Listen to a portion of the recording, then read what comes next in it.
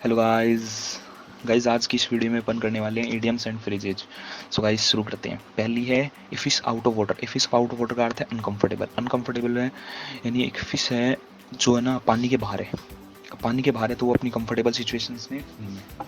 Comfortable situation में नहीं है तो अनकंफर्टेबल। ठीक है, आसान है तो आराम से याद हो जाएगा। अब दूसरा है be born with a silver spoon, यानी है ना जन्म लेना, जन्म लेते ही चांदी की चम्मच के साथ जन्म लेना। चांदी की चम्मच के साथ जन्म लेने का अर्थ है कि अमीर फैमिली में जन्म लेना। अब भाई कि कोई बच्चा है जो जन्म ले रहा है, जन्म लेती है उसके पास चांदी की चम्मच आ जाए तो यार अपन तो ऐसे ही बोलेंगे ना कि अमीर फैमिली में जन्म लिया है। ठीक है, अब देख तीसरा है चिक बाई जोल। चिक बाई जोल का अर्थ है वेरी नियर, बहुत ज्यादा पास में। अब चिक बाई जोल यानी है ना आपके गाल के बहुत पास है आपके जबड़ा, यानी जोल यानी जबड़ा आपके गाल के पास, गाल के बहुत पास में जबड़ा, तो वेरी नियर इसका आंसर हो जाएगा। ठीक है, आप आसानी से रिलेट करके याद कर सकते हैं। ठीक है, अब फोर्थ नंबर का है कैरेट एंड स्टिक।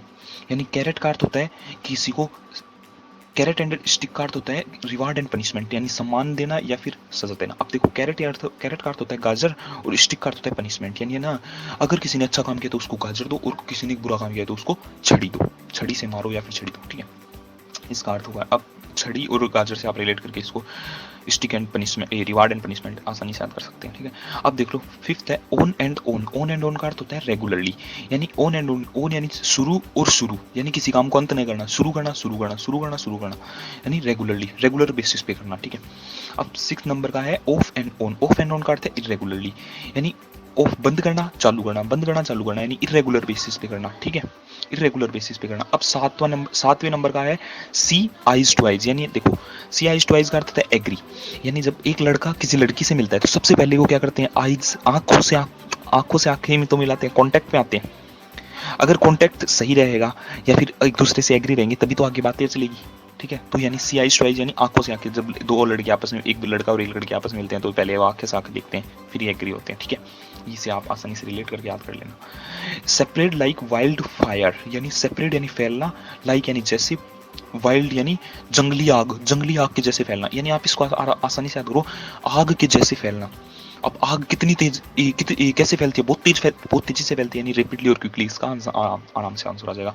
आग फैलती है कैसे, तेजी से, यानी रैपिडली और क्विकली, इसका आंसर हो जाएगा। ठीक है, अब देखना hand packed husband. Hand packed husband का अर्थ है a husband under the control of his wife, यानी हैंड पैक्ड हस्बैंड को आप रिलेट करो। देखो हस्बैंड है जो है ना मुर्गा बन रहा है, अपनी वाइफ के सामने का हस्बैंड मुर्गा बन रहा है, यानी जब उसको वाइफ बोल रही है मुर्गा बन तो वो मुर्गा बन रहा है, जब उसको वाइफ बोल रही है मुर्गा मत बन तो वो नहीं बन रहा, यानी वो पूरी तरीके से क्या है, पैक्ड है, यानी कंट्रोल में, किसके, अपनी वाइफ के। यानी हैंड पैक्ड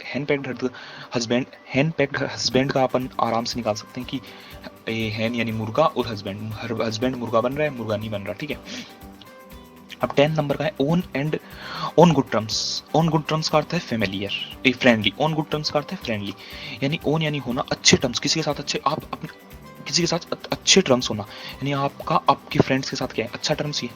अगर अच्छा टर्म्स नहीं है तो आपका फ्रेंड नहीं है। तो ऑन गुड टर्म्स का अर्थ है अच्छा फ्रेंड होना, फ्रेंडली होना या अच्छा फ्रेंड होना। ठीक है, अब 11वें नंबर का है लोयन शेयर्स। लोयन शेयर का अर्थ है एक मेजर पार्ट।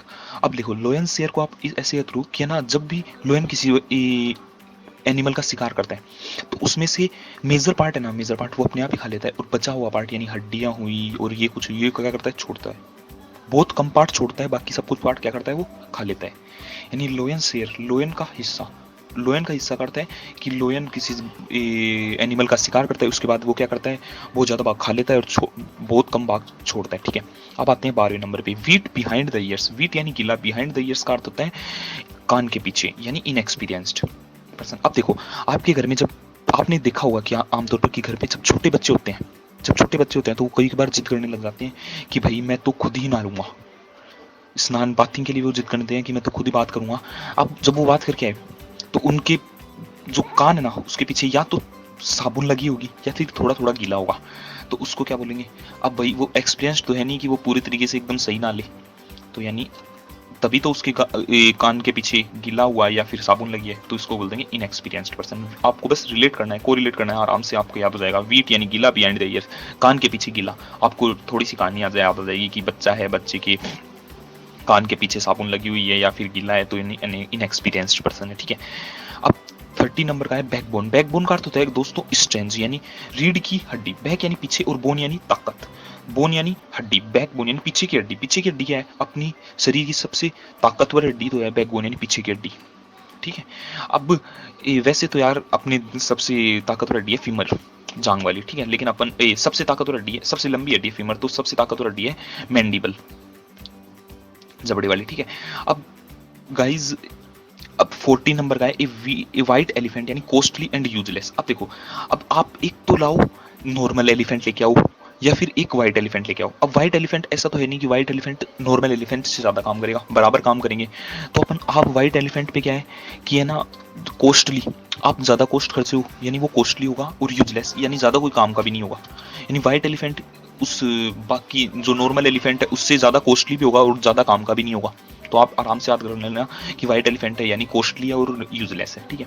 अब 50 नंबर का है to miss the bus. To miss the bus यानी बस को मिस करना, यानी आपके पास जॉब आई है, अब आपको जॉब पे 9 बजे पहुंचना है, आज आपका इंटरव्यू है और आपकी बस 8:30 बजे वाली बस लास्ट निकल गई, यानी आपने क्या बस को मिस कर दिया। अब बस को मिस कर दिया तो आपने अपनी जॉब को भी खो दिया, यानी आपने अपनी अपॉर्चुनिटी को भी मिस कर दिया, ठीक है। सो गाइस आज की वीडियो में इतना ही, थैंक यू।